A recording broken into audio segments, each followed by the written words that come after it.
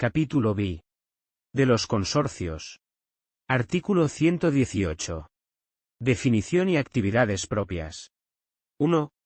Los consorcios son entidades de derecho público, con personalidad jurídica propia y diferenciada, creadas por varias administraciones públicas o entidades integrantes del sector público institucional, entre sí o con participación de entidades privadas, para el desarrollo de actividades de interés común a todas ellas dentro del ámbito de sus competencias.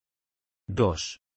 Los consorcios podrán realizar actividades de fomento, prestacionales o de gestión común de servicios públicos y cuantas otras estén previstas en las leyes.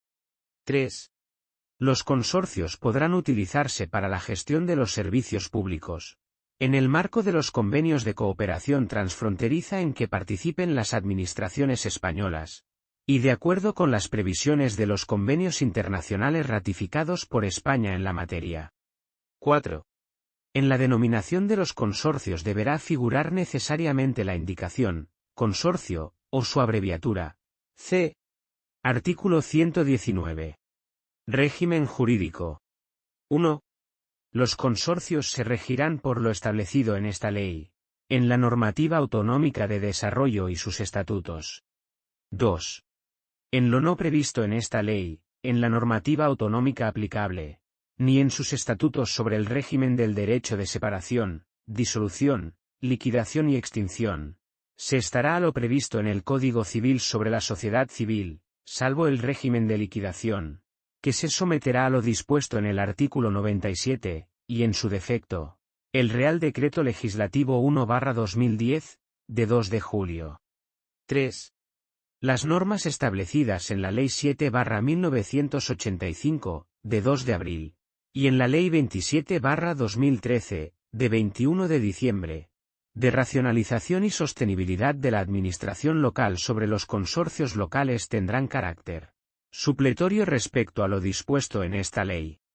Artículo 120. Régimen de adscripción. 1. Los estatutos de cada consorcio determinarán la administración pública a la que estará adscrito de conformidad con lo previsto en este artículo. 2.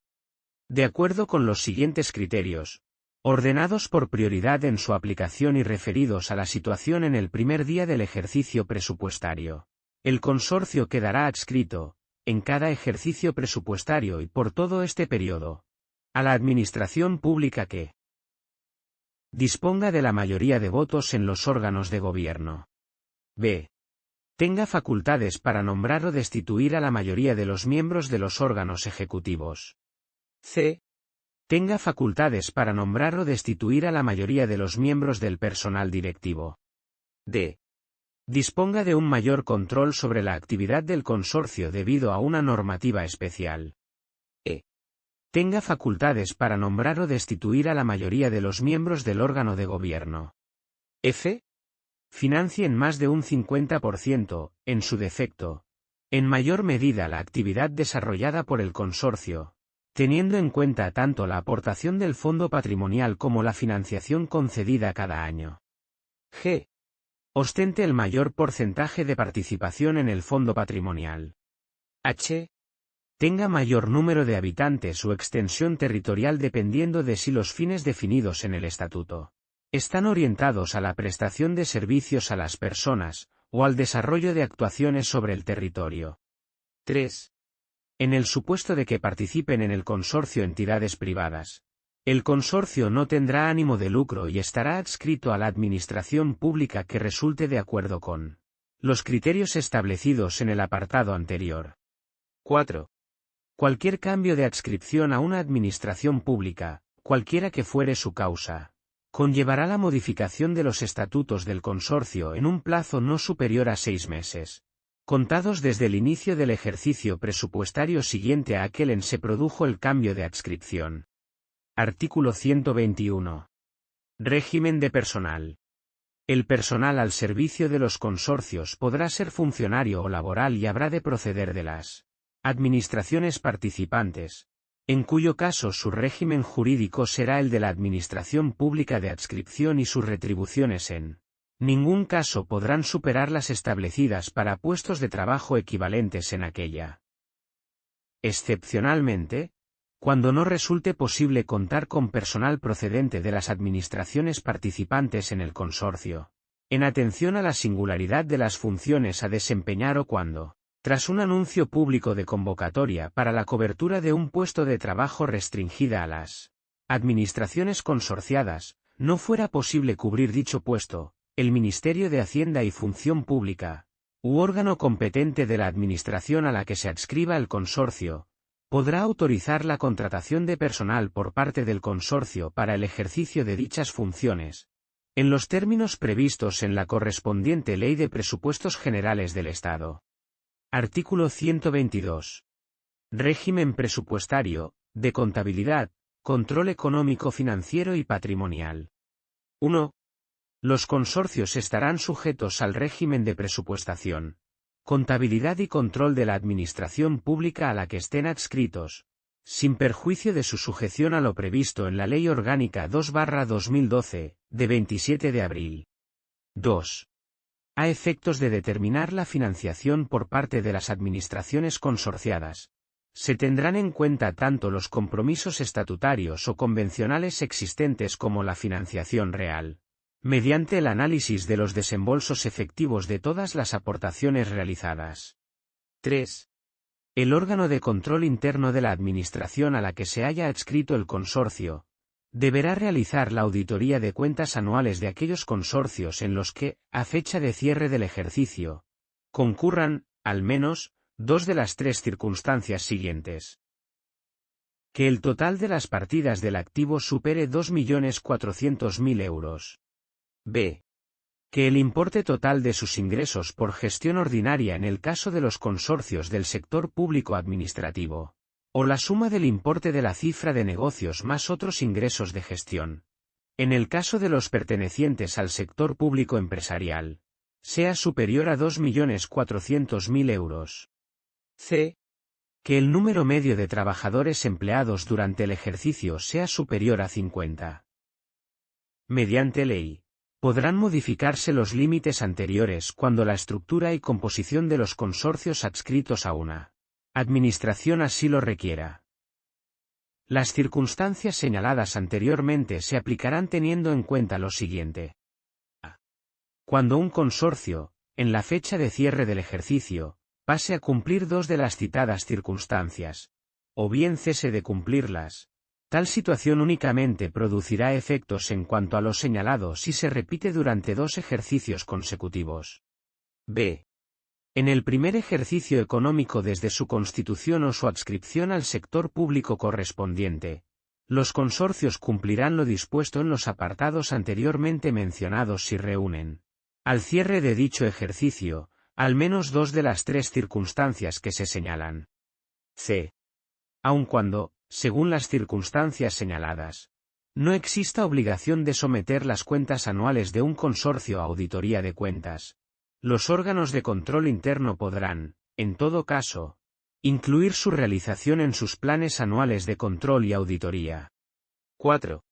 Los consorcios deberán formar parte de los presupuestos e incluirse en la cuenta general de la Administración Pública de Adscripción. 5. Los consorcios se regirán por las normas patrimoniales de la Administración Pública a la que estén adscritos. Artículo 123. Creación. 1. Los consorcios se crearán mediante convenio suscrito por las administraciones, organismos públicos o entidades participantes. 2.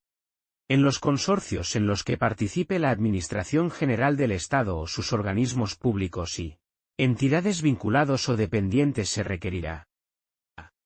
Que su creación se autorice por ley. B. El convenio de creación precisará de autorización previa del Consejo de Ministros. La competencia para la suscripción del convenio no podrá ser objeto de delegación, y corresponderá al titular del departamento ministerial participante, y en el ámbito de los organismos autónomos, al titular del máximo órgano de dirección del organismo, previo informe del ministerio del que dependa o al que esté vinculado. C. Del convenio formarán parte los estatutos, un plan de actuación, de conformidad con lo previsto en el artículo 92, y una proyección presupuestaria trienal, además del informe preceptivo favorable del Ministerio de Hacienda y Administraciones Públicas.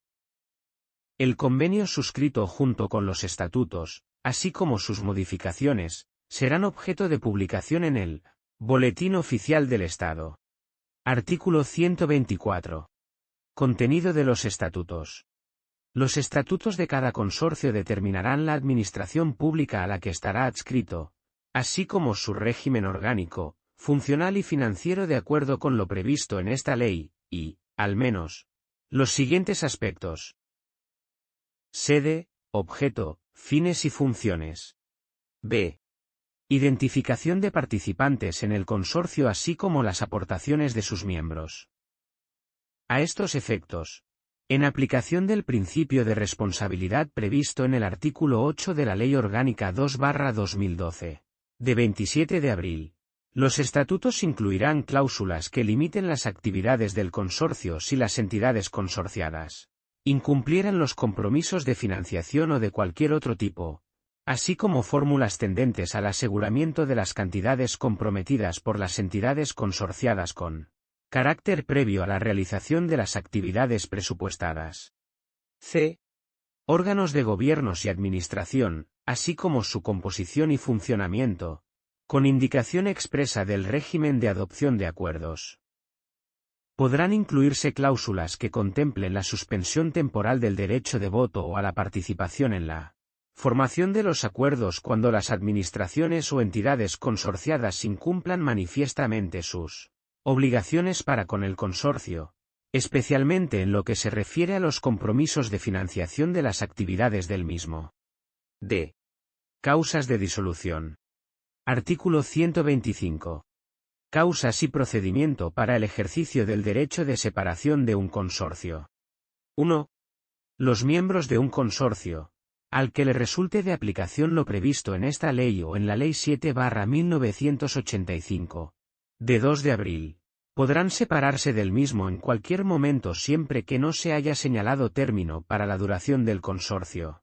Cuando el consorcio tenga una duración determinada, cualquiera de sus miembros podrá separarse antes de la finalización del plazo si alguno de los miembros del consorcio hubiera incumplido alguna de sus obligaciones estatutarias, y en particular, aquellas que impidan cumplir con el fin para el que fue creado el consorcio, como es la obligación de realizar aportaciones al fondo patrimonial. Cuando un municipio deje de prestar un servicio, de acuerdo con lo previsto en la Ley 7/1985, de 2 de abril, y ese servicio sea uno de los prestados por el consorcio al que pertenece, el municipio podrá separarse del mismo. 2. El derecho de separación habrá de ejercitarse mediante escrito notificado al máximo órgano de gobierno del consorcio. En el escrito deberá hacerse constar, en su caso, el incumplimiento que motiva la separación si el consorcio tuviera duración determinada, la formulación de requerimiento previo de su cumplimiento y el transcurso del plazo otorgado para cumplir tras el requerimiento. Artículo 126. Efectos del ejercicio del derecho de separación de un consorcio. 1. El ejercicio del derecho de separación produce la disolución del consorcio salvo que el resto de sus miembros, de conformidad con lo previsto en sus estatutos, acuerden su continuidad y sigan permaneciendo en el consorcio, al menos, 2 administraciones, o entidades u organismos públicos vinculados o dependientes de más de una administración. 2. Cuando el ejercicio del derecho de separación no conlleve la disolución del consorcio se aplicarán las siguientes reglas. Se calculará la cuota de separación que corresponda a quien ejercite su derecho de separación, de acuerdo con la participación que le hubiera correspondido en el saldo resultante del patrimonio neto, de haber tenido lugar la liquidación, teniendo en cuenta el criterio de reparto dispuesto en los estatutos. A falta de previsión estatutaria, se considerará cuota de separación la que le hubiera correspondido en la liquidación. En defecto de determinación de la cuota de liquidación se tendrán en cuenta, tanto el porcentaje de las aportaciones al fondo patrimonial del consorcio que haya efectuado quien ejerce el derecho de separación, como la financiación concedida cada año.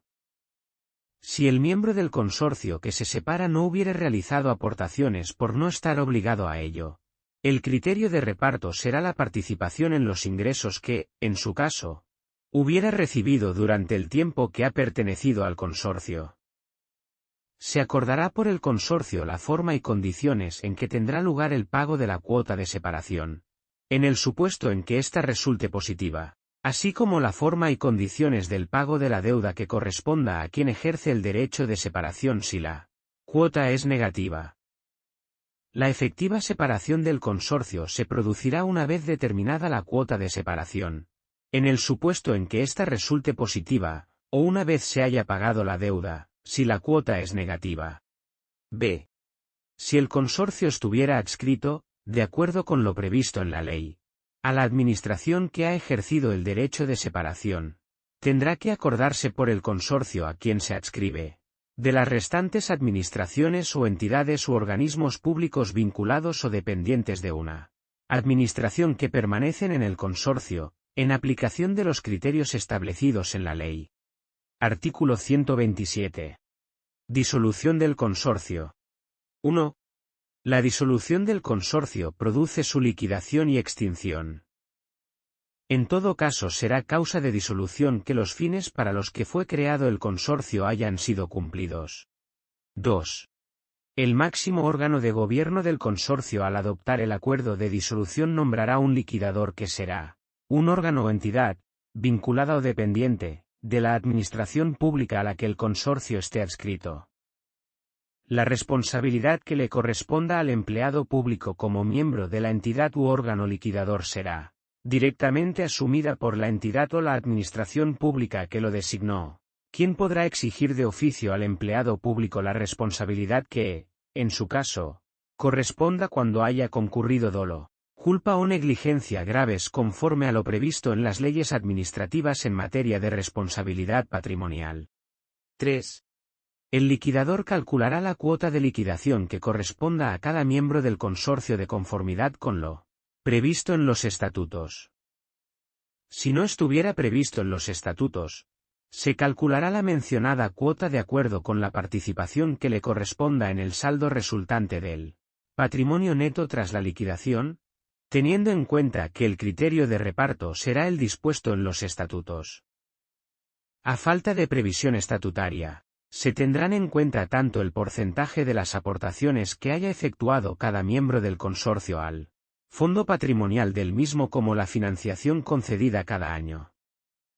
Si alguno de los miembros del consorcio no hubiere realizado aportaciones por no estar obligado a ello, el criterio de reparto será la participación en los ingresos que, en su caso, hubiera recibido durante el tiempo que ha pertenecido en el consorcio. 4. Se acordará por el consorcio la forma y condiciones en que tendrá lugar el pago de la cuota de liquidación en él, supuesto en que ésta resulte positiva. 5. Las entidades consorciadas podrán acordar, con la mayoría que se establezca en los estatutos, o a falta de previsión estatutaria por unanimidad, la cesión global de activos y pasivos a otra entidad del sector público jurídicamente adecuada con la finalidad de mantener la continuidad de la actividad y alcanzar los objetivos del consorcio que se extingue. La cesión global de activos y pasivos implicará la extinción sin liquidación del consorcio cedente.